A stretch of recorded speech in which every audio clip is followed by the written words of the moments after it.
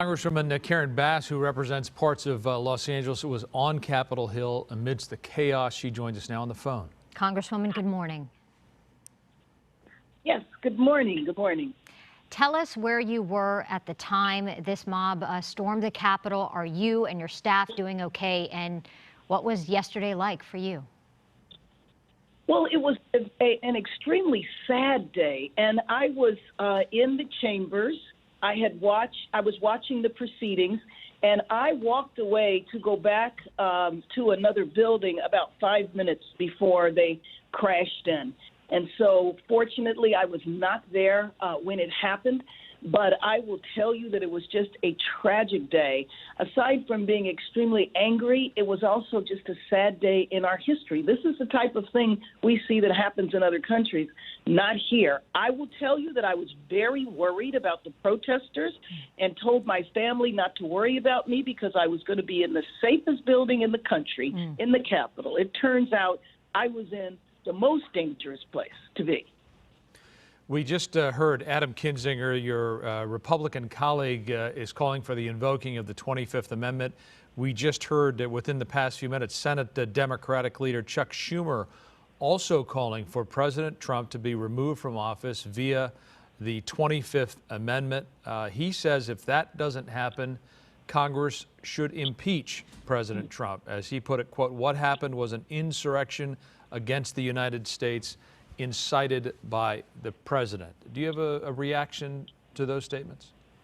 Well, first of all, I absolutely applaud my colleague in the House, Representative Kinzinger, who has been quite principled over these last few weeks. I mean, personally, what I feel is that I would love to see the 25th Amendment invoked. However, in my opinion, President Trump is like a cult leader, and members of his cabinet are in his cult. So I have no expectation that they would have the courage, the background, or the backbone, or the patriotism to stand up and protect the country. And in terms of impeachment, I was in the middle of impeachment. I'm on the Judiciary Committee. We know what would happen to impeachment in the Senate. I do believe that both of my colleagues, Majority Leader Schumer, as well as Representative Kinzinger, are concerned because what is the president going to do over the next 13 days? And I'm with them lockstep with that. But I don't see the point of doing two things that we know are not going to be successful. We just need to get through these 13 days so that he can be removed from the White House and the healing of this nation hopefully can begin. Mob rule is not how this country operates. And last night, seeing Congress back on the floor saying they wouldn't be intimidated by an angry mob. How important was it for Congress to show the country and the world that they were back to business last night to count electoral votes?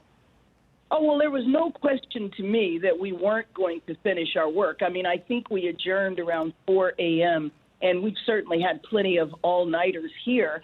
But, you know, I think it was important for the world to see that a group of criminals was not going to subvert the democracy that we have in this country, and that even a president who attempts to incite a riot, well, not attempts, he did incite a riot, but attempts to incite a coup will not be successful, and that we will stand strong. But I just can't help but saying the difference between how these protesters were received, how unprepared the Capitol was, versus how they have responded when it's a Black Lives Matter protest was just absolutely shocking. There are some who are suggesting that Republicans who carried out this false narrative of election fraud, whether it is the House Minority Leader Kevin McCarthy or our local Representative Mike Garcia, who said he was going to object to the electors, that there should be some accountability for them, including the Sacramento Bee, who's suggesting that they should even be brought up on charges. Do you have a thought about that? Well, I think if anybody's brought up on charges, it's the president, frankly. And then I think that the voters are the ones that should hold them accountable. So I don't know what kind of charges you would bring people up on because they were irresponsible in terms of saying that the election, you know, was not valid. So I don't know the point of that, but their voters should be the ones to determine that. And we see your tweet there with a picture of President Trump. I want to ask you about election integrity. 4 years ago, it was Russian interference. It made people doubt the results.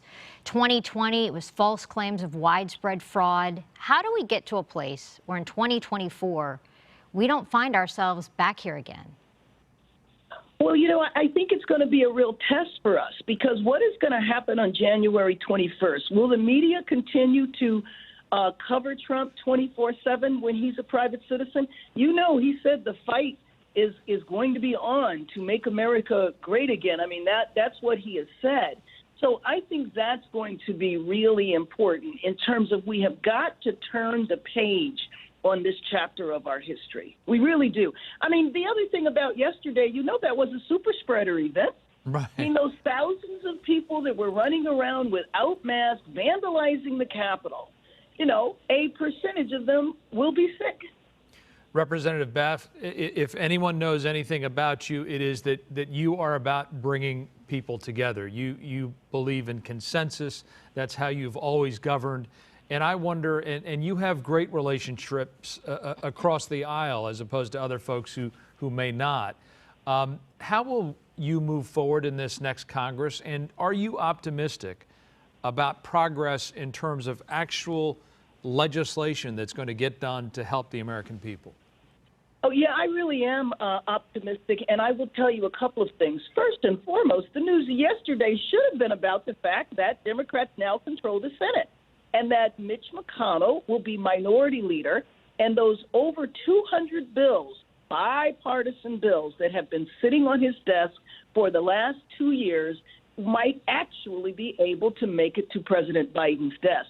So I feel very positive about our ability to govern, but I also feel positive about many of my Republican colleagues, because I think they want to be freed of this man also. And I think you will see more Adams step forward and step up. Now, I will tell you, I wish they would have been doing that all along, but so be it. I will be optimistic that they will be able to get to the business of governing as opposed to being intimidated by a bully. Congresswoman Karen Bass, we really appreciate your time and being with us this morning. We're glad to hear you and those you were with yesterday are doing well.